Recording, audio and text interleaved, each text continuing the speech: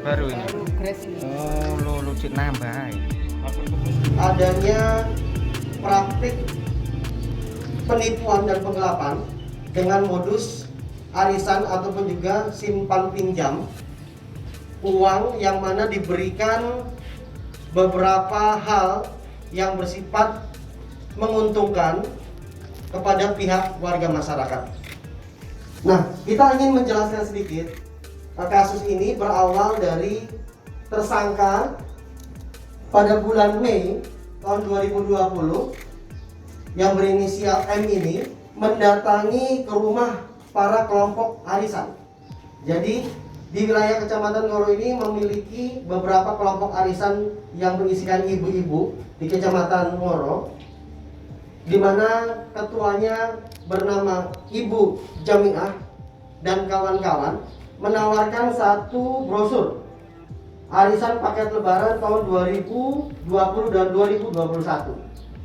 Ini yang bersangkutan menjelaskan beberapa keuntungan dari arisan paket lebaran tahun 2020 dan tahun 2021 dengan modus menyerahkan uang dari arisan ataupun dari warga masyarakat tersebut dan nantinya akan dikembalikan, dan ditambah juga beberapa parsel lebaran seperti kue dan juga yang lain-lainnya.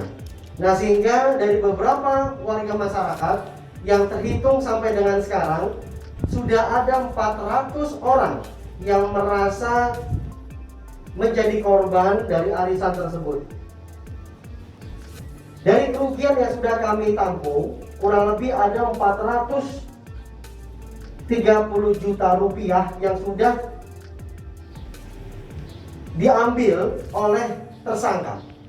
Dan ini kami masih memberikan kesempatan kepada seluruh warga masyarakat dengan mendirikan posko pengaduan kasus yang dialami oleh masyarakat dengan yang merugikan dari tersangka yang sudah kita amankan.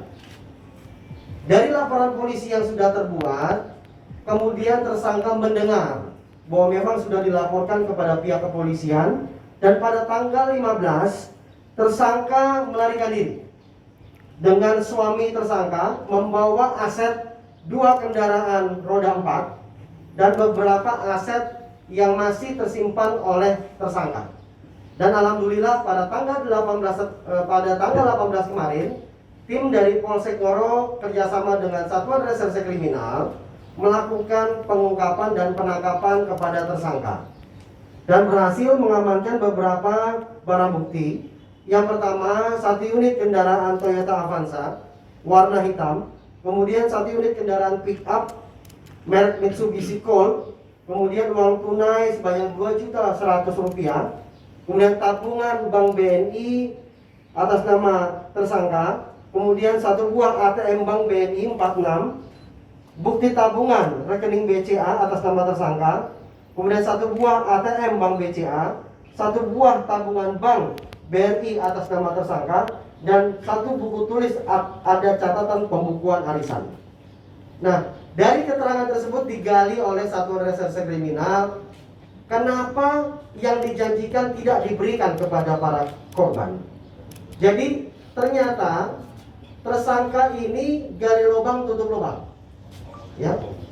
Jadi mengambil atau meminjam uang kepada warga masyarakat lain dengan bunga 10%, kemudian itulah yang diputarkan kepada para korban.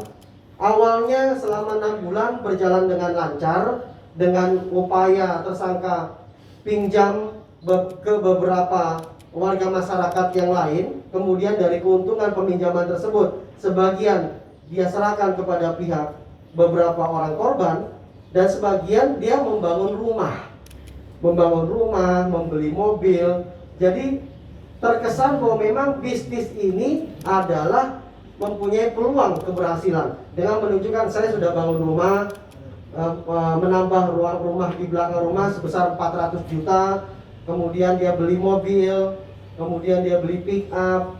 Jadi covernya tersangka melihat bahwa memang suatu kegiatan ini menimbulkan keberhasilan ataupun juga meningkatkan jumlah kekayaan dari yang bersangkutan. Namun pada masa situasi pandemi, yang bersangkutan juga ada susah untuk meminjam uang dan akhirnya tidak mengembalikan uang yang sudah dipakai dengan janji untuk memberikan keuntungan dan juga memberikan paket lebaran, itu tidak kunjung tiba kepada para korban. Dan akhirnya korban melaporkan kepada pihak kepolisian di Polsek Ngoro, dan kami bentuk tim untuk melakukan pengejaran dan mentuntaskan proses perkara kasus tersebut.